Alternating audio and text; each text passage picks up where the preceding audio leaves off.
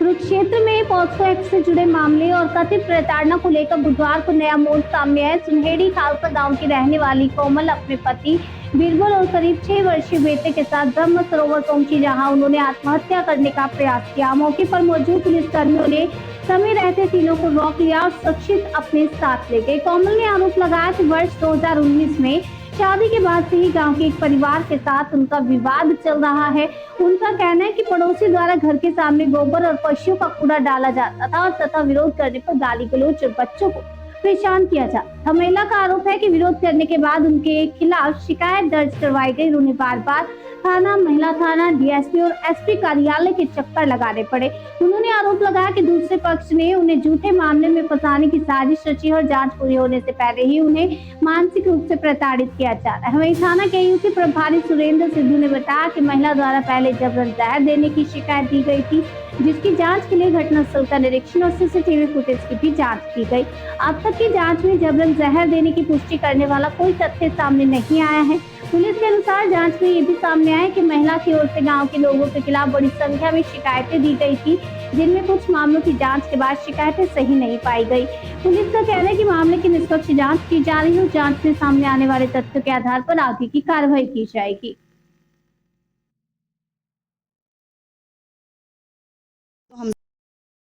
समझौता कर लेंगे अपने दूसरे जमाई को लेके। वो बोल रहे हैं कि कोई बात नहीं, हम बैठ के सलाह करेंगे और आपका समझौता करा देंगे। और अगले दिन आके मेरे डैडी और मेरे भाई के खिलाफ यहाँ पे एफआईआर करागे। लाइव आ जाते हैं, कभी उनका कुछ ये नहीं पूछते भी सच्चाई क्या है, कैसे आपका क्या हुआ, कैसे हुआ। लड़की की कुछ ना कुछ प्रूफ तो देना पड़ेगा ना सर। उन्होंने अगर हमने कोई वीडियो बनाई है उनकी, हमारे ऊपर जो केस करो क्या पॉक्सो का, तो उसमें कुछ प्रूफ तो देंगे ना सर। वो उन्होंने कोई प्रूफ नहीं दे रहे, वो झूठ बोल रहे हैं सर। हर बार यही काम कर रहे हैं सर शुरू से। पुलिस जांच कर रही है तो जांच में सारा सर फिर लेकिन वो तो सर वो वीडियो डाल रहे हैं ना सर, वीडियो डाल रहे हैं, मल्टी वीडियो पे चला रखे सर। प्रशासन जब प्रशासन आता है सर, उन पर भरोसा करता है कि ये आपके रिश्तेदार है, आपने इनको रिश्वत दे रखी है। सर ये बताओ, दिहाड़ीदार मजदूर आदमी किसी को रिश्वत दे सकता है क्या? ठीक है, क्या मामला है ये, क्यों आप सुसाइड करने जा रहे हैं? सर मेरा नाम कोमल है। मेरे शादी 2019 में तीसरे महीने में हुई थी बीरबल के साथ, और सुनहेड़ी खालसा में हुई थी। कैमरे में देखो। हाँ जी। तो उसके बाद सर मैं वहाँ से अपने घर से बाहर नहीं निकलती थी। अब निकलने लगी हूँ। जैसे वो गोबर डालते हैं गाय का, रोज का यही काम है। मेरे बच्चों को भी परेशान करता है, वहाँ पे गोबर डाल देता है। जब मैं उसको बोलती हूँ कि आप गोबर मत डालो, तो वो ये बोलता है कि जिसको आना है आने दो, मैं ऐसे ही डाल लूँगा, तुम जो मर्जी कर लो। उसके बाद उसने मेरे को इतनी अभद्र, इतनी गंदी अश्लील गालियाँ दी। और उसके बाद अपने आप ही जाके 28 तारीख को उन्होंने मेरा केओकी थाने में रिपोर्ट करा दी। 29 तारीख को मेरे पास फोन आया, मैं 29 को आई तो मैंने भी गाली गलौज की, अपनी वहाँ पे एफआईआर दर्ज करवाई। तो उसके बाद सर हमें एसपी ऑफिस में बुलाया गया, डीएसपी पे बुलाया गया, महिला थाने में भी बुलाया गया। वहाँ पे भी उन्होंने पूरा प्रेशर डाला, मीडिया बुलाई। मतलब जो गाँव वाले मेरे साथ जाता है उनको भी गंदी गालियाँ दे के वहाँ से भेज देता है, उनको भी खड़े नहीं होने देता। क्या मामला हुआ, क्यों ऐसी नौबत आई आपकी? सर उन्होंने इतनी गंदी गालियां देके उन्होंने मेरे ऊपर अपनी लड़की का एक्ट लगा दिया पॉक्सो, कि ये मेरी लड़की की गंदी वीडियो बना के और फ़ोन पे बात कराती है। उन्होंने कैसे किया, क्या सज़ा, मतलब अपनी साजिश बनाई, कैसे किया, ये एक्ट लगा के मुझे दर दर की ठोकरें खिला रहे हैं। अब तो अब क्या मामला हुआ, क्यों आप? अब सर वो लाइव आते हैं, झूठ बोलते हैं, हम सुसाइड कर रहे हैं, ये कर रहे हैं, वो कर रहे हैं, नाटक करते हैं ताकि इनको सजा मिले, जब हम बेकसूर है सर। हमने कुछ किया ही नहीं है। पुलिस तो जांच कर रही है ना सर, जांच तो करे, लेकिन हमारे को प्रताड़ित तो किया जा रहा है ना। कभी कहीं किसी कई के थाने में, कभी महिला थाने में, कभी एसपी, कभी डीएसपी, कभी अम्बाला पुलिस, कभी बराड़ा पुलिस, तो सब जगह हमारे को प्रेशर। तो और भी कुछ किसी के साथ ऐसा किया हुआ सर? गाँव में ऐसे पहले ही कई केस है, उसके बाद उन्होंने जो कर रखे सभी के पास कर रखे। लगभग कितने? 400 प्लस है सर, कम से कम। अलग केस है सर। उनके खुद ताऊ चाचा के पास भी कुछ है और गांव के आड़े के पास भी है। और जो भी कोई हमारे साथ आता है, कोई भी आए, तो सभी को गालियां दे के और उनसे धमकी देते हैं फोन पे। आप प्रशासन से क्या बात रखना? हम यही करते हैं कि हमारी निष्पक्ष जांच की जाए और इसको दोषी को सजा दी जाए। ठीक है। उसका हमारे पास रुक्का आया था कि उसने कई व्यक्तियों ने मिलकर उसको पॉइजन खिला दिया है। तो हमारी पुलिस टीम वहाँ पर गई और वहाँ पर उसके जो बयान दर्ज, उसने लिखित दरखास्त उसकी पत्नी कई व्यक्तियों को नामजद किया कि इन्होंने ज़बरदस्ती उसको जहर दिया है। तो उसकी दरखास्त पर हमने देखा कि उससे एक दिन पहले, फिर अब उसमें जांच की तो ये पता चला कि एक दिन पहले उसने सुसाइड नोट भी लिखा हुआ था और वीडियो भी उसने वायरल की थी कि मैं खुद सुसाइड कर लूँगा।